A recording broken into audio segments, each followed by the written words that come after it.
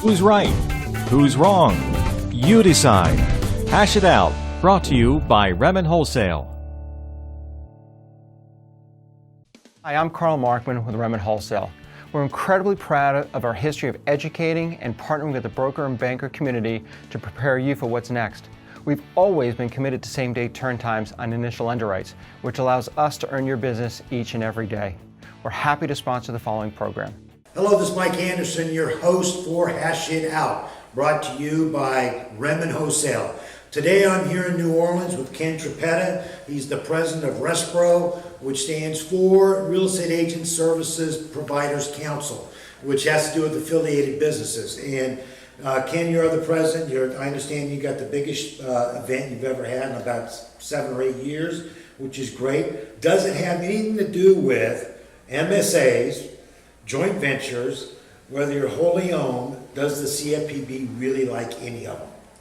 So it does. The economy has improved, and we've had biggest tenants we've had since 2007. A big topic of concern, obviously, is marketing and service agreements, MSAs, which has been called into scrutiny by the CFPB. They issued a bulletin where and frankly in meetings they've shared their concerns. I mean, a number of RESPRO members have some involvement in MSAs, but principally RESPRO members tend to be more traditional affiliated business arrangements done under a different section of RESPA and not HC2, and then of course joint ventures and things like that. But there is concern about the Bureau's interpretation. Some feel the Bureau has gone too far in its caution over the legality of marketing agreements and things like that. But didn't they just answer that? I mean, their response, I know I've heard. I used to be a member of RESPRO, great organization. But didn't they kind of answer that? But they really didn't answer it in their latest. Well, I mean, that's really been the concern that people have had, whether it's under this or it has to do with the know before you owe rules, is that the guidance is not, they offer some general guidance that's not necessarily strict regulatory guidance and things like that, but more their general position on what they think is okay, what they think might be an issue, and they've caused some consternation. I mean, a number of companies have dropped their marketing and service agreements, and as I said, most RESPRO members are in more traditional affiliated business arrangements. Yet we do have concerns about the various, the interpretations of RESPA, particularly Section 8C2, which is the section that allows for payment for basically services rendered. Now, we just had a case in the D.C. Circuit, PHH case, where there's oral argument where the court seemed to disagree with the Bureau's interpretation of RESPA, and we'll see what the outcome is in that case.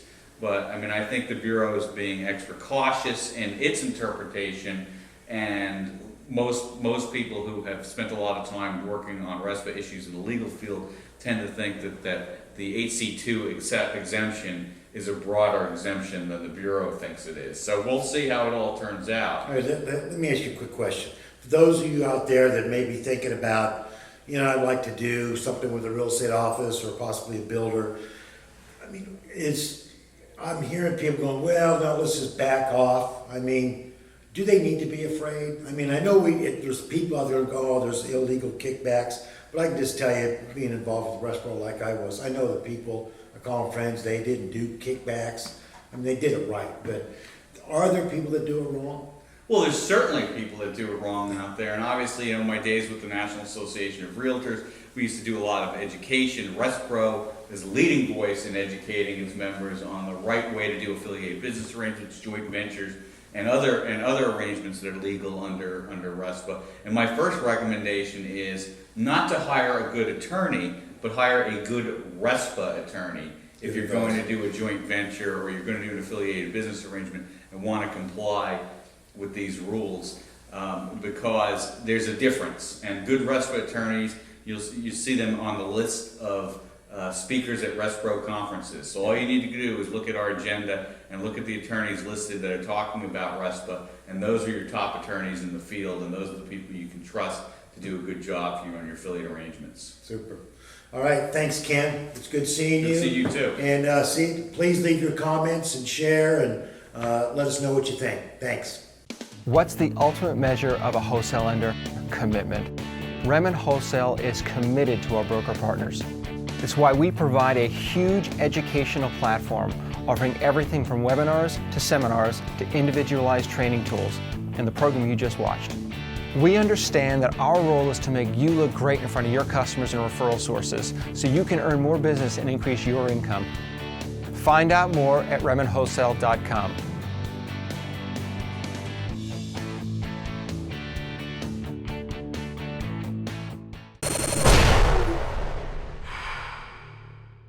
This is Mortgage News Network.